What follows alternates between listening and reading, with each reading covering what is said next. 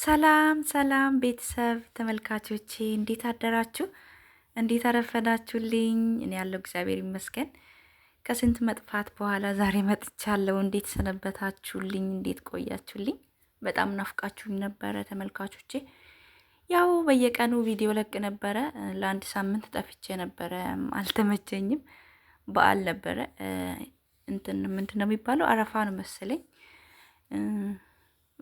ከባድ ጊዜ ነበርና ያሳለፍኩት። ያው ስራ ይበዛል፣ ስራ የላቸውም። አንድ ሳምንት ሙሉ ነው ቤት ቁጭ ያሉትና በጣም ነው የሚጨንቀው። ያው ታውቁታላችሁ፣ አንዳንድ ያው የኔ ሰዎች ክርስቲያን ናቸው፣ ግን ክርስቲያን ሆኖ ሙስሊም አረብ ነው ባህሪያቸው። 24 ሰዓት ምግብ መብላት ነው። ምንድነው ልዩነቱ? ሙስሊምና ክርስቲያን መሆናቸው ነው እንጂ ባህሪያቸው አንድ ነው። ምንም ማለት ይሄ ጩኸታቸው 24 ሰዓት ተዘብዝፎ መብላቱ ምንም ያው አንድ ነው። አንቺ ታድለሽ ክርስቲያን ቤት ነሽ ምናምን ትሉኛላችሁና እኔ እንጃ ለኔ ምንም ልዩነቱ አልታየኝም። ሙስሊም ቤትም ሰርቻለሁ፣ ምንም ልዩነቱ አልታየኝም። ያው ምንድነው እነሱ የኔዎቹ ክርስቲያን መሆናቸው ነው ልዩነታቸው እንጂ ምንም ብዙም ልዩነት የለም። ጩኸታቸው 24 ሰዓት ከቤት አይወጡም። ብቻ የሆነ ቀኑ ራሱ ቶሎ አይመሽም። እንግዲህ 10 ደቂቃ ቪዲዮ የሚሰራበት ጊዜ አጣው ብላችሁ አታምኑኝም። እና አስባቸው ለእነዚህ ሰዎች ሁሌ ቤት ውስጥ የሚውሉ ቢሆኑ ኖሮ በጣም ነበር የሚከብደው። እና እኔ እንጃ ፈጣሪ ትዕግስቱን ይስጣችሁ። ሁሌ ቤት ውስጥ የሚውሉ ማዳሞች አሉና ከስራ በላይ የነሱ ጩኸትና ጭቅጭቅ ነው የሚከብደውና እንግዲህ ምን እናደርጋለን? ስራ ነው፣ ህይወት ነው፣ ችለው መኖር ነው። አይዟችሁ። የሳምንት ሁሉም ቤት ውስጥ ናቸው። እንግዲህ የመንግስት ሰራተኛ ምናምን የሆኑ ሊገቡ ይችላሉ፣ ግን እነዚህ የግል ስራ ምናምን ስለሚሰሩ የኔዎቹ ማለት ነው። እኔ አላቅም፣ እርግጠኛ ነኝ መንግስት ሰራተኛ ምናምን የሆኑ አንድ ሳምንት ቤት አይቀመጡም። ግን የኔዎቹ የግል ስራ ስለሚሰሩ ከቤት አይወጡም። ቤተሰብ ዘመድ አዝማድ ተጠራርተው እዚህ ነበሩ።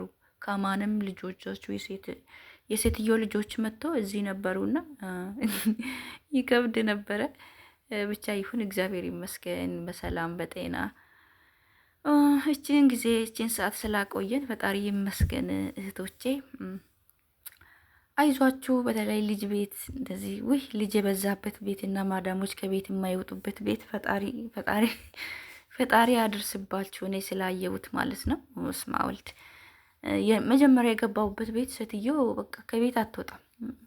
እንትን ራሱ የቤት ውስጥ አስቤዛ ኦንላይን ነው የምገዛው። ኦንላይን ኦርደር ታደርገዋለች፣ በመኪና ቤት ድረስ ይመጣል ማለት ነው። ከቤት አትወጣም። በቃ 4 ሰዓት ኝኝኝኝ እያለች ከቤት አትወጣም። ልጆቹ እንደዛ። በተለይ ልጅ የለበት ቤት አሁንማ ትምህርት ተዘግቷል ወይስ ገና አልተዘጋም መሰለኝ። አሁን ከዚህ ወር በኋላ ትምህርት ይዘጋል። ከዛ በኋላ እንግዲህ ልጅ ቤት የሚሰሩ መዳረቅ ነው። አይዟችሁ እንግዲህ ምን ማድረግ ይቻላል፣ ህይወት ነውና። እኔ ያው ልጅ ቤትም ስላየሁት ይከብዳል። አይዟችሁ እህቶቼ። አዳዲስ የሆናችሁ ደግሞ ሰብስክራይብ፣ ላይክ፣ ሼርም አድርጉ ስለምታበረታቱኝም አመሰግናለሁ። ሙቀቱ የሌለ ነው። በስመ አብ ወልድ የኔ ፊት ማለት ነው። አሁን እንደውም ይሻላል። አሁን ጥሩ ሆኖ ነው እንጂ በቃ ፊቴ ብርሽሽሽ ብሏልና ምን እንደሚሻለኝ አላቅም። ሙቀቱ ይሁን ምን ይሆን አላቅም። በተለይ ደግሞ እንትን ክችን ውስጥ ኤሲ የለምና ምግብ ሲሰራ ፈጣሪ ሆይ በጣም ነው የሚሞቀው። ዝም ብሎ አለ አይደለ? አለ ዝም ብሎ ነው፣ ግን እሱ ብዙም አያቀዘቅዝም። ብዙ ልጆች ኤሲ ቤት ውስጥ የለም ታፍኜ ልሞት ነው ምናምን እያላችሁ እኔ በጣም እያሳዘናችሁኝ ነው። አይዟችሁ እንግዲህ ሌላ እነዚህ ችጋራም የሆኑ ምን ይደረጋል። ሌላ ሀገር እኮ እያንዳንዱ ክችን መኝታ ቤት ምናምን ያስቀምጣሉ፣ ግን እዚህ ሀገር የለም በብዛት ክችን ውስጥ የለም። ያው ሳሎን ውስጥ ነው። እኔ ጋር ተመስገን አለ፣ ግን በብዛት ማለት ነው እዚህ ጆርዳን ውስጥ የለም መቀዝቀዣ ማለት ነው። ከባድ ነው። አይዟችሁ። ትንሽ እስቲ መስኮቱን ከፈታ አድርጋችሁ ተኙ። ስትተኙ ቢያንስ ንፋስ ይወጣልና ብቻ ይከብዳል። እኔ አሁን ክችን ውስጥ ምግብ ሲሰራ በጣም ነው የሚጨንቀውና ሳሎን ምናምን አለ፣ ግን በጣም ነው ምግብ ሲሰራ በጣም ይከብዳል። ሙቀቱ የሌለ ነው። ፊቴ የለም። እውነቴን ነው የምላችሁ፣ ፊቴ በጣም ተበለሻሽቷል። እንግዲህ የባሰ አምጣው ነው እንጂ ምን ማድረግ ይቻላል እህቶቼ። አይዟችሁ፣ ራሳችሁን ጠብቁ፣ ውሃ በደንብ ጠጡ። ደግሞ ይሄ በጣም የቀዘቀዘ ውሃ አትጠጡ፣ ጥሩ አይደለም። መካከለኛው ማለት ነው። በጣምም ያልሞቀ በጣምም ያልቀዘቀዘ እያረጋችሁ ጠጡ። ሙቀቱ የሌለ ከባድ ነው። በተለይ ልቤን ያፍነኛል ያመኛል የምትሉ ልጆች አይዟችሁ። በጣም የባሰ ከሆነ ጥላችሁ ውጡ እንዴ! ከህይወታችሁ በላይ እኮ ምንም።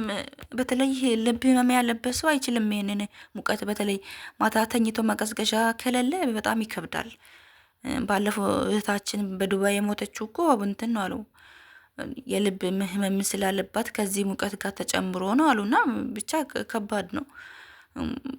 አንዳንድ ልጆች አላቸው ልቤን ይደክመኛል ማታ ማታ ስተኛ ሙቀትም ይሁን አላቅም የምትሉ ልጆች ከባድ ነው። ፈጣሪ ይጠብቃችሁ። የልብ ህመም ካለባችሁ በተለይ ይሄ ሙቀት በጣም ይከብዳል። መኮየፍ የሌለበት ቤት እንጃ። በጣም የሚብስባችሁ ከሆነ ባትሰሩ ወይም ከህይወታችሁ በላይ የሚሆን ነገር የለምና በተለይ አማን ትንሽ ይሻላል። እዚህ እያለ ኤሲ በጣምር እኔ መተኛት አልችልም። እንደ ቁጭ ብዬ ነው እንጂ ማድረው እንቅልፍም አይዘኝምና በጣም ከባድ ነው። ግርም ነው የሚለኝ አንዳንድ የኢትዮጵያ አየር እኮ በስመ አብ ወልድ ፈጣሪ እኮ አድሎናል። በቃ የሆነ ድህነቱ በአንድ በኩል እንትን አለን እንጂ እኛ ሀገር እኮ ማንም ኤሲ አይጠቀምም። መኮየፍ የሚባል ነገር አናውቅም። እኔ እዚህ መጥቼ ነው ያየሁትና በጣም ነው የሚገርመው። ኢትዮጵያ ውስጥ አስባችኋል? ይህ ሙቀት ኢትዮጵያ ውስጥ ቢሆን አስቡት እንግዲህ በዚህ በኑሯችን በችግራችን በጣም ከባድ ነበረ እና እግዚአብሔር ይመስገን። ፈጣሪ ደግሞ አንድ ነገር ሲከለክለን በአንድ ነገር ያድልናልና ፈጣሪ ይመስገን። አየራችን በጣም አሪፍ ነው፣ ግን አሁን ትንሽ እንደ ድሮ አይደለም። አየሩ እየተቀያየረ ነው፣ ሙቀት እየበዛ ነው አሉ እንጂ እኛ ሀገር እንትን እኮ አየሩ በቃ በነፃ የሚገኝ አይደለምና ጥሩ አየር ነው ያለ ነው። ግን ምን ዋጋ አለው?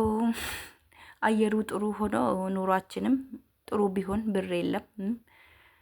ከባድ ነው። አሁን በተለይ በአሁኑ ሰዓት ኢትዮጵያ ውስጥ ለመኖር ትንሽ ይከብዳል። ግን እግዚአብሔር ይመስገን ባለው ነገር ሰው እየኖረ ነው። ቢሆንም ግን ያው ትንሽ እየከበደ ነው የኢትዮጵያ ውስጥ ለመኖር። ሰው በፈጣሪ ቸርነት ነው እየኖረ ያለውና ያው አየራችን በጣም ደስ የሚል ፈጣሪ አድሎናል። ደስ የሚል አየር ነው ያለ ነው።